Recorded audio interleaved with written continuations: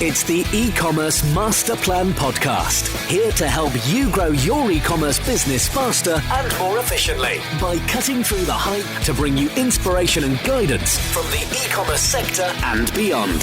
Here's your host, Chloe Thomas. Hello, Masterplan World. Welcome to our latest podcast. It's a pleasure to have you listening. Let me introduce you to today's special guest. We have Linda Muck is the e-commerce manager at Sugru, looking after the marketing and website for the Sugru e-commerce business. Sugru is an online-only e-commerce business with a very thriving wholesale arm, selling through retail outlets all over the world. You can only buy one product on the Sugru website, Sugru itself, which is a moldable glue that sets into a rubber, a very useful addition to any toolkit. It certainly sits in mine. They sit at the far niche end of the product range scale, giving them a very specific set of challenges and opportunities. Hi, Linda. I've just given our listeners a very quick overview of where you and your business are right now. Before we get into all of that, though, how did you get started in e-commerce? Hello. I kind of came into e-commerce via customer service and product management for websites, online tools. So I always worked in startups and as I said, started out in customer service and then slowly grew up as online grew. I moved over to e-commerce bit by bit. Cool. So you've really done it from the bottom up. Yes, you could say that. Excellent. It seems that's the way an awful lot of people at the moment find their way into e-commerce. You know, looking at people's bios on LinkedIn, there's a lot of, I started off in the warehouse, I started off here, I started off on the website, and then I kind of found my way through the bits I like, and now I get to do a job I really enjoy. Yeah, I mean, I'm not that ancient, but still, when I started my career, like e-commerce was, very much, I think, at the beginning or, relatively early. I mean, Amazon was already around and so on, but it was just not a big thing, especially in Germany, where I come from. Yeah, it's fascinating the way it's kind of evolved over the years for all of us. Yeah. So right now, let's find out a bit about what you're up to at Sugru at the moment. So we are based in London, in Hackney, and this is where we make the product and we ship it from here worldwide. We have sell Sugru to 160 countries by now, which is pretty amazing. We started to do that from the get-go. So as soon as the online shop was started, we took orders from all over the world. And our main markets, though, are the UK and the US. Then Canada and Europe are also quite important for us. But we also sold Sugru to Togo, for example. So that's a really cool thing, I think, about our business. But we make the product here right in Hackney. We have our little factory and we ship it from here via 3 warehouses, 1 in the UK and 2 in the US. Wow, so it's quite a big operation. It is by now, yes. When I started here, we were 12 people, and by now we are 50. So it's the company has grown quite a bit in the 3 years I've been here. That's quite impressive growth for just 3 years. I guess in some ways it really shows the power of focusing in on just the one product and just really getting everything else around it right. So what's your platform that you're on at the moment? What's the website built on? We have a custom build platform. It's built on Ruby on Rails, so we have our own CMS. We have our own shop. So everything was basically built from scratch. Cool, which is it's nice to have it purpose built sometimes, isn't it? Yes, I mean it's in a way it's great because we are very flexible, but on the other hand, it's obviously sometimes you think, it would be so much easier if we were on off the shelf platform where you can just much easier plug things in and out. So it's always like change always comes with a cost, but then, as I said, on the other hand, we're very, very flexible and we can. We're never like the platform never stops us from trying what we want to try. Yeah, it's that trade-off I hear a lot of people working on of, should I be going for for a Magento or a Shopify, or do I go bespoke? And it can, for some businesses where it's quite complex, quite technical, it can be quite difficult to work that one out. So what are the key kind of widgets and plugins you've got going on the website? Reviews, merchandising, those kind of things. Yeah, so we use Trustpilot for reviews. It's coming up to a year now. We started in June last year using Trustpilot. That's working really well for us, as in it has made a massive difference when it comes to conversion rates on the buy page, actually. And then we also use Yieldify for overlays. And then I think the other thing is that we're about to start to move our emails over to Jotmailer. These are kind of like the key tools we're using outside of our own platform. Cool. Yeah, it's like everyone's heard about reviews, everyone knows about emails, but Yieldify is one of those that just keeps coming up in conversations at the moment. And I think, with the bigger companies like yours that I talk to, and I think it's really one which is going to start getting embraced by those smaller businesses as we go through the rest of 2015 and into 2016. So it's very cool to hear you're using that one. What's the size of the business these days? How much are you shipping? Yeah, so we have by now around 1 million customers all over the world, and we've shipped so far 5 million mini packs. A mini pack is a 5-gram portion of Sugru. So yeah, that's quite a lot actually. And then when it comes to size of the team, we, as I think I mentioned earlier, we're 50 by now. That includes obviously production, because as I said, like everything is made here in-house. Yeah, because you've got that interesting setup that increasing numbers of people I hear who are getting into e-commerce at the moment have got. They want to have got to your setup. They are wholesalers who are producing their product, or they've got the exclusive license for a country, and they've been doing it via the wholesale network, and now they kind of want to go e-commerce, and they're not quite sure how to do it because it's a totally different set of skills. Because, I mean, am I right in saying Sugru's been e-commerce and wholesale from day one? So it's been, I think for the first year or so, we've been exclusively online e-commerce. And then we started with a few smaller shops here in the UK. And 2 years ago, I think we started, like we were we came into B&Q, which was kind of like the first bigger chain. And then this year now we're starting to get listed in a few big chains in the US, including Target and Lowe's. So that's really interesting, because that's all of a sudden opening so many more doors for us, because US chains are obviously much bigger than UK ones. Yeah, it's and it's such a great way of getting the brand out there when it's the product is the product, isn't it? So Yes. I think it's interesting to see you've kind of come at it from the other way that so many businesses have, in that you started online only and you're now doing the wholesale, whereas there's a lot of wholesalers who are looking to come into that e-commerce space. Okay, so that's been really useful to get an idea of where you guys in Sugru are right now. So what do you think is the most awesome thing about what Sugru is up to at the moment? Very exciting news, and something that's really just been like gone live 3 days ago, is that we have a crowdfunding pitch live right now with Crowdcube. So we are raising additional money with that. We're trying to raise £1 million. And the exciting news about that is that since we launched that campaign, we already raised £920,000. Wow. Which is really amazing. And it's especially amazing as the first half of that was actually just by our Sugru community. So it's only been open to customers and friends. And that's just such a great sign about how people who use Sugru not only are our customers, but they're really part of a community, a part of a movement. And that's just a very, very good thing to see.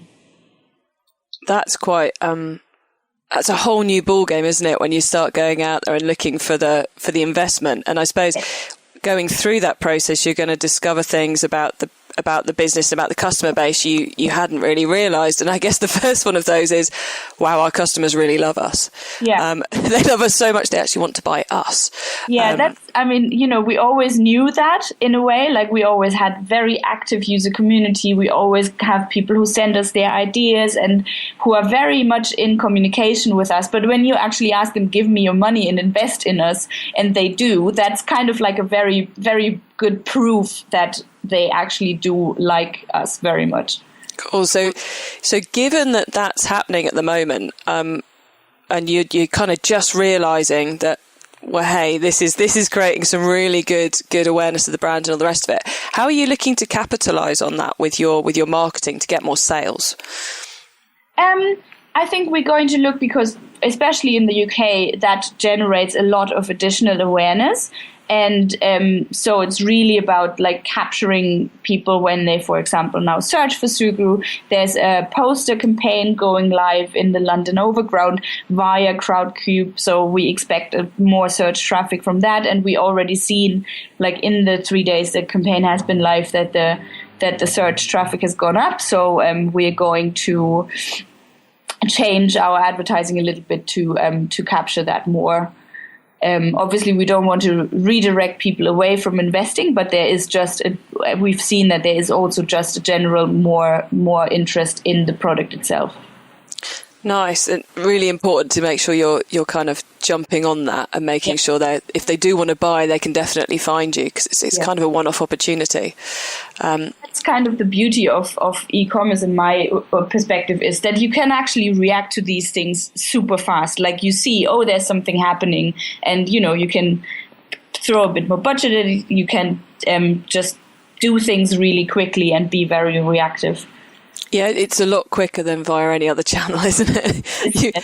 You must have the guys on the, who are selling out to the retailers and the wholesale arm. They must just be going, we can't do anything about this. But hopefully that will also, I would expect that to also generate more footfall in retail. So I think it's always, for us, we always say, like, all that the wave always raises all the boats, and that's always been true for us, that we see, if we have, for example, PR, that there's always more sales in store, more sales online. So it's really I think we see each other, we see the company as as a whole. It's not always only online, it's not only store, it's the whole, moving the whole thing in a way. It's good for everybody. Mm-hmm. Yeah. Okay, cool. So we spoke a little bit in there about ads, and I know you are all over online ads. Mm-hmm. So I wondered if you'd be willing to share with our listeners a little bit about the different types of ad platforms you're using and the different things you're up to at the moment. Mm-hmm. So obviously Google is very important for us. That won't come as a surprise, I guess.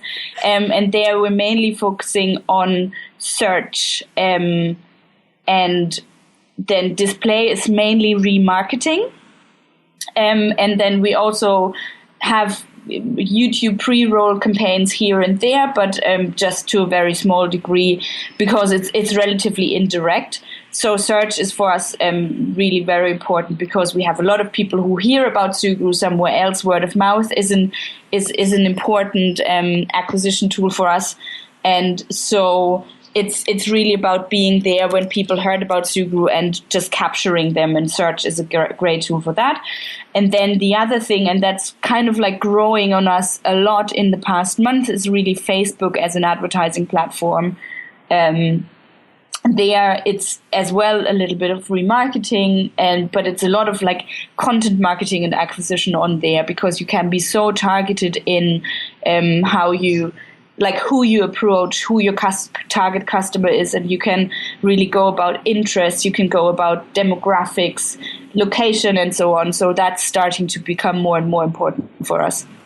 Cool. So as a company who's just starting to get into those Facebook ads, from all you've learned so far, have you got a couple of tips for our listeners if they're just thinking about getting into Facebook ads, about maybe where to start or areas to avoid? I think as I just said, like the power of Facebook is really to know who your customer is and think about how you can find more of them, and be lateral there. So it's not say if you sell sporting goods, don't just look for people who are into sporting goods, but think about what else are they doing? Do they have children? Do they like cooking or whatever? Like if you have a good picture of your customer as a whole person, then then Facebook can be a very good place for you to find more of these people. Cool. So I guess that's the sort of thing which, if someone thinks they don't know anything about the customer right now, actually they probably do if they go and take a look at who's liked their Facebook page already. Yeah. You can get an awful lot of stats from that, can't you, to get going on that whole what the interests are. Yeah, and Facebook has this thing, Audience Insights, which is, I think, relatively new, where you can actually go and look into demographic data. You can, in Audience Insights, you can look into things like, for example, if you have a pixel on your website, you can look at people who've been to your website, how do they index for certain demographical aspects, and then go and find more of those. Cool. And you're using all those ads all around the world at the moment? No, on Facebook, we're actually focusing on the UK and the US, a little bit of Canada. And it seems to me, just from the numbers of people that I can reach with my different lists, when I go into, for example, most European countries, the numbers go really, really small, because I think presumably Facebook adoption isn't as big there, but that's just a theory of mine. I can't prove that. Waiting to test that one. Yeah, I think it's one of those pieces that you're in quite a nice position, and you get to try things in lots of different countries and roll out what works in those different territories. But I think that approach, a lot of people can learn from that, in that you want to go, here's my key tactic, let's test it in my key market, and then let's roll it out to other areas. So they're getting that kind of, those little bites of the cherry. Yeah. Okay, cool. So that was really useful to get into what you're up to with the ads. I know people have got some really good takeaways from that. I should just say, Masterplan World, all of you guys out there listening, links to everything we're mentioning are going to be on the show notes page that you will find at ecommercemasterplan.com/Sugru, or you can go to the site and just search for Linda or for Sugru, or just go to the podcast area and you will find all these links. So if you're frantically trying to find a piece of paper and scribble down, don't worry, we're going to share all that with you. So Linda, what's on your radar, on your to-do list at the moment? What's going to be happening for you over the next few months? Sadly, it's already thinking about Christmas. That's kind of like the very far away one, but also the big one. So we're looking into what will be. We always try to have something new, something special around Christmas. So we're looking into what will this be this year. Also preparing things like Black Friday, which, as we probably many listeners know, is in the UK. It's just here. It won't go away anymore. So we kind of need to prepare for that as well. And but then a bit closer to right now is that we at the moment have a really cool campaign live, which is about domestic ninjas. So it's about how people, when they use Sugru, they feel a bit like a ninja because they solve these small problems around the house, and it makes them feel really good and really empowered. So we have some cool videos that show this kind of feeling, this sense of empowerment. And we have the videos going out there, and we just working on surrounding tactics like retargeting the people who've seen the ads, and just like how can we get them into the Sugru world more when they got in touch with us via these videos.